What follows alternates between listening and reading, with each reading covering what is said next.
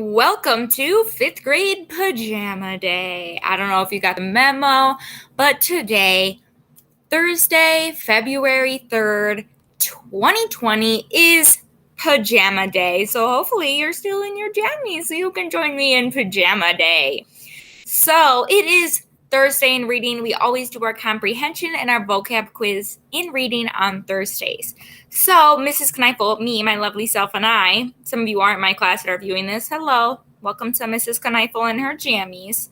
If you are my class, hi, nice to see you.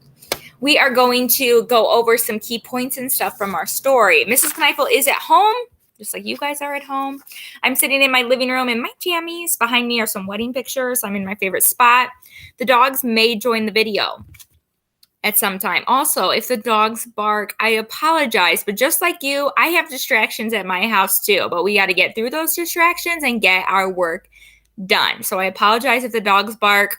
I'll try to mute myself if the dogs bark, but they may bark because they're doggies. So we're going to get started and we're going to go through some important things of our story, Explore the Wild West. Yesterday, you should have finished reading the entire story and you had 2 radar questions. So hopefully you did that assignment. If you did not do that assignment from yesterday's reading, you need to do that before you do this one. Okay?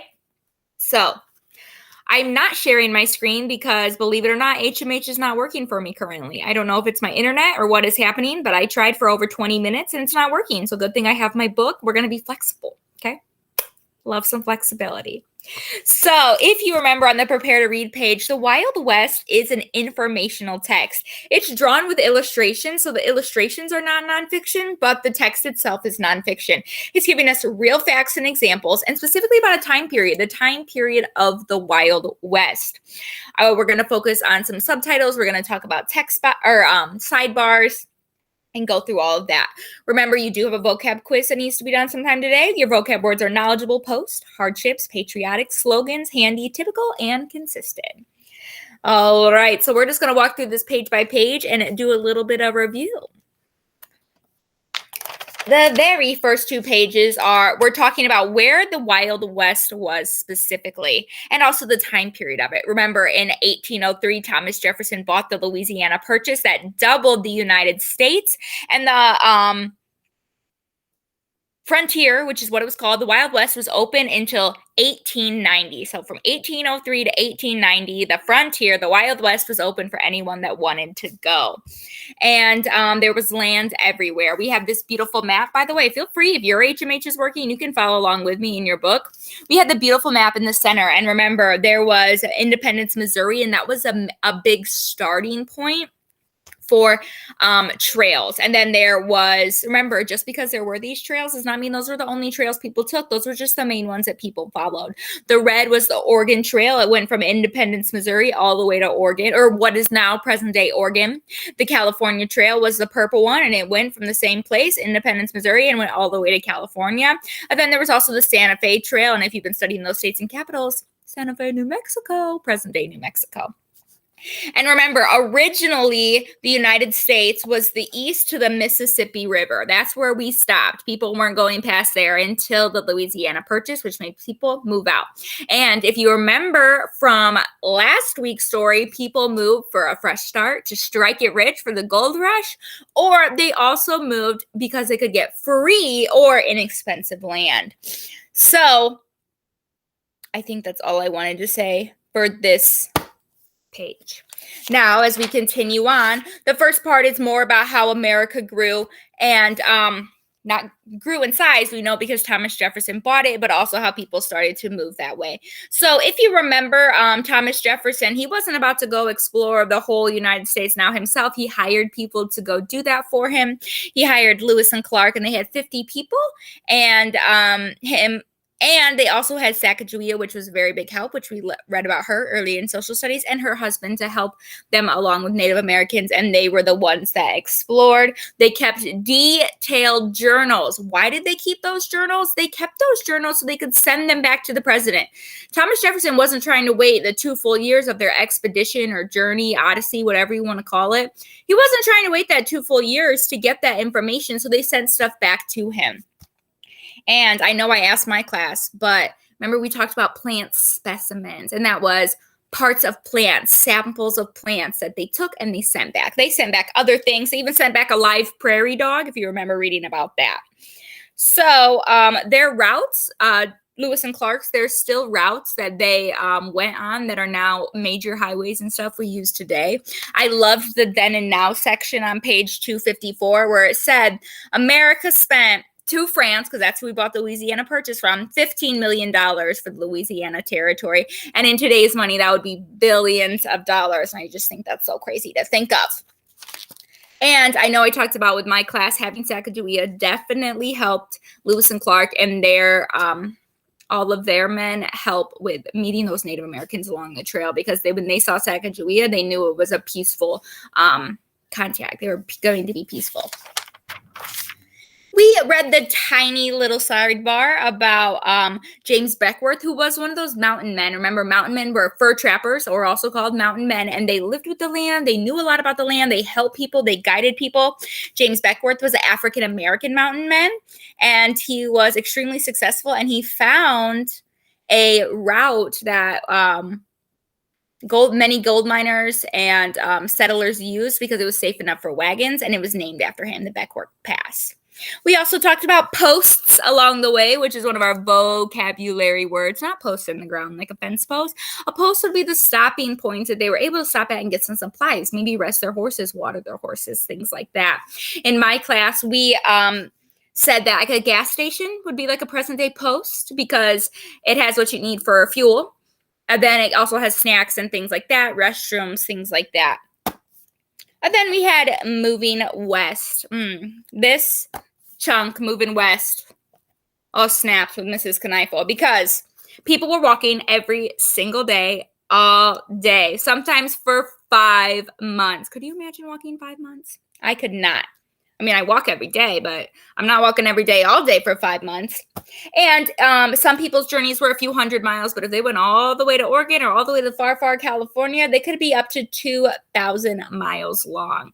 And that last paragraph on moving west, paragraph 11, it talked about how the newspaper was kind of doing some false advertising. They were misleading people because they were telling all the people that were still in the East all the great things about the West. Oh, free land, come get it. Oh, snap gold, come join us. But they were forgetting the trip is hard. Not having your family is hard. Leaving things behind are hard. So the newspaper was giving us some false advertisement. Just like how when we watched that McDonald's commercial, that hamburger looked super good, and then you might get it, and you're like, this doesn't look like the commercial. False advertisement happened in the 1800s, and it's still happening today. Dun, dun, dun, dun. Sorry, I'm just making sure. I want to hit these key points because I'm not going to read the whole story to you. You can do that by doing the listening thing.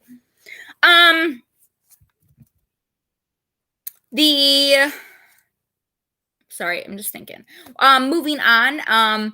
The frontier wagon. The wagon was made of wood. There wasn't like rubber wheels. Their wheels were made of woods. They had canvas to cover the top. Some of them.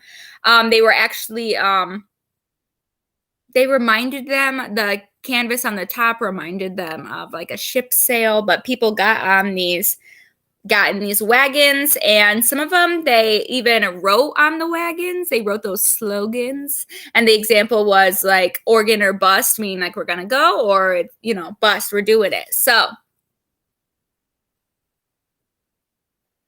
there were the did you know section on this I thought was interesting. So many wagons and so many feet were walking these same paths. It actually created ruts in the ground.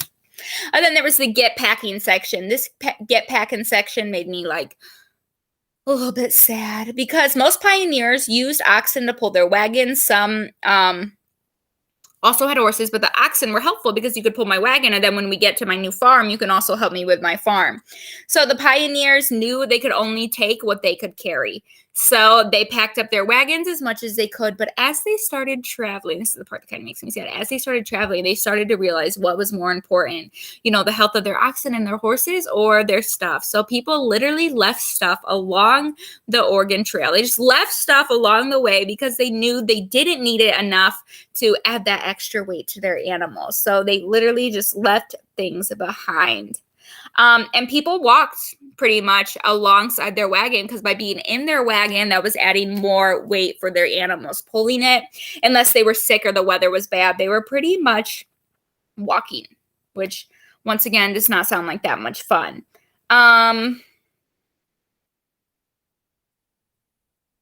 I think that's all I wanted to say on this part.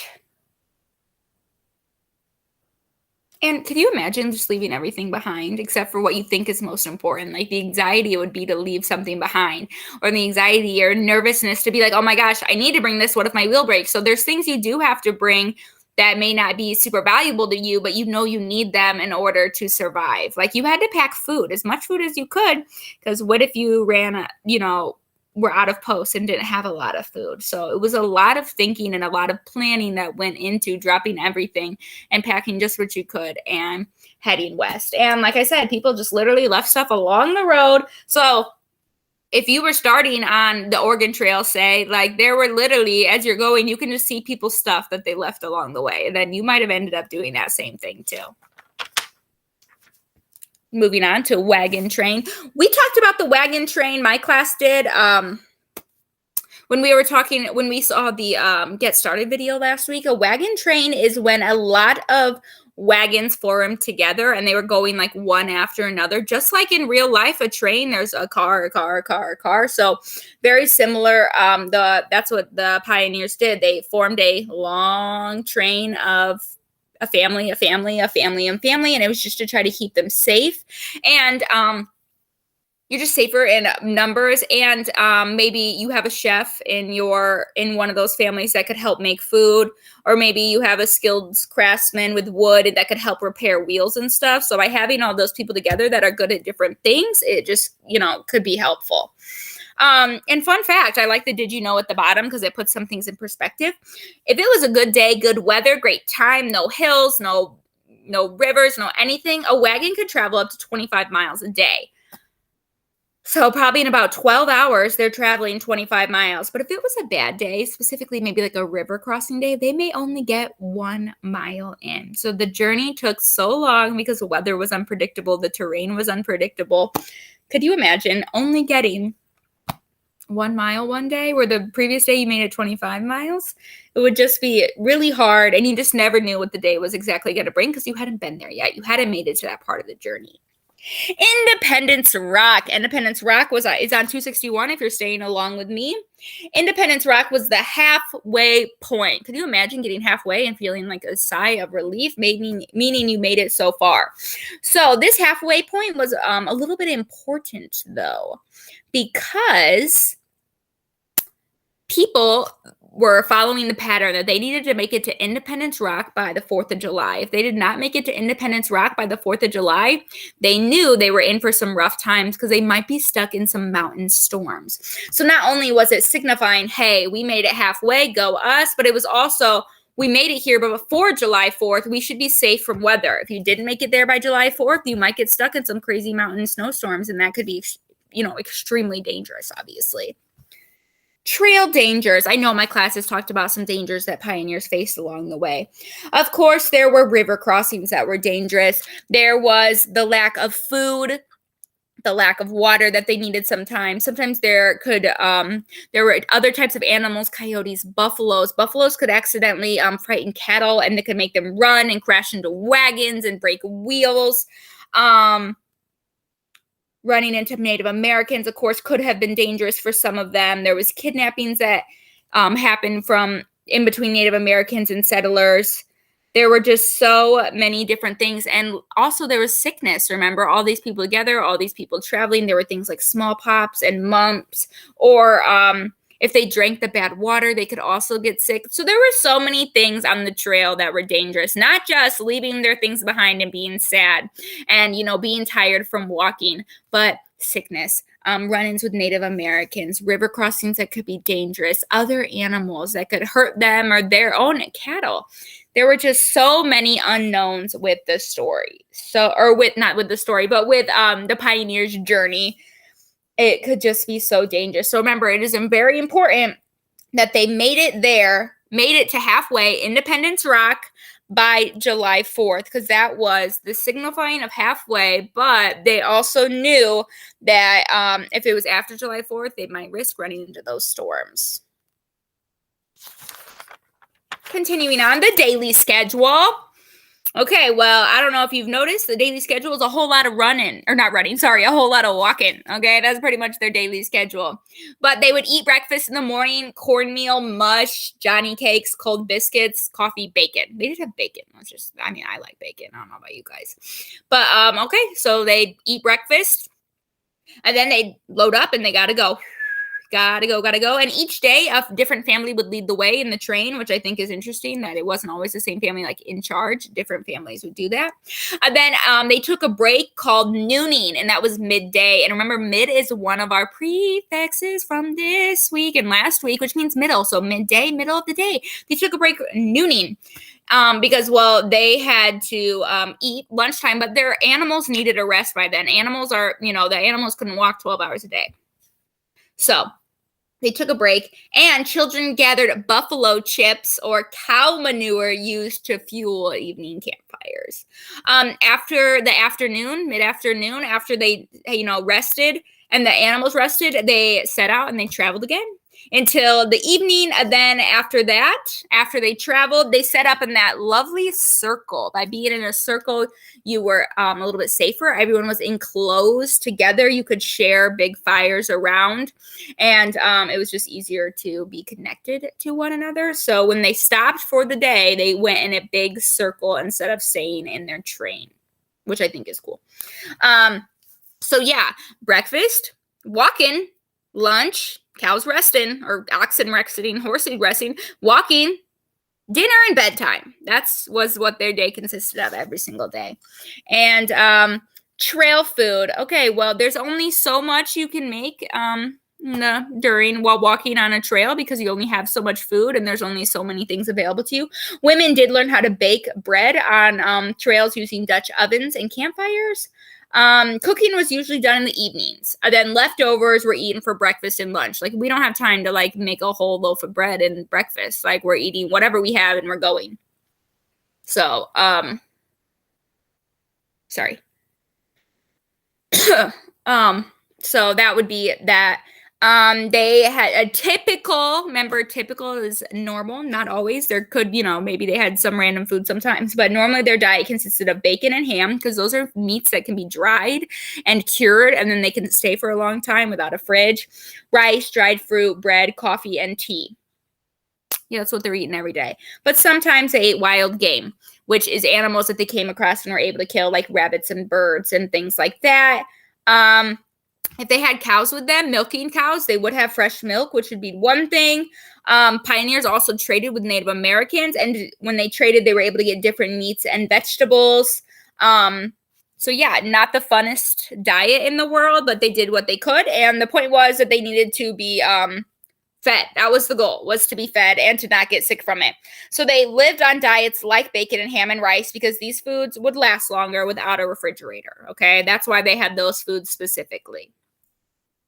They can't just have a giant steak, because we're not curing that and drying it out, and then, they could eat it and they would be spoiled and stuff. So they ate foods that would last for a long time, or as much as possible. And I don't know if I said this earlier when I was talking about nooning. The nooning or the afternoon break was around 2 to 3 hours. And the people probably didn't need that long of a break, but the animals did. The animals needed a break from all that walking. And the people needed a break too, but it was specifically hard on those animals. And last but not least, Pony Express. The Pony Express sidebar at the top talked about how people communicated with their families. They left letters at different trading posts, and then there were these people on horses, ponies, but horses, that would go back and forth and deliver these letters. And then also finding fresh water on trails was not specifically easy. Rain barrels on wagons could collect rainwater if it was raining, but it was definitely a little bit hard to find clean drinking water. And I like the quote at the very end. On the last thing in the book, it says, "In spite of all these hardships, the pioneers managed to make the journey and settle new towns throughout the West. Their strength, innovations, and adventurous spirits helped shape the United States we know today."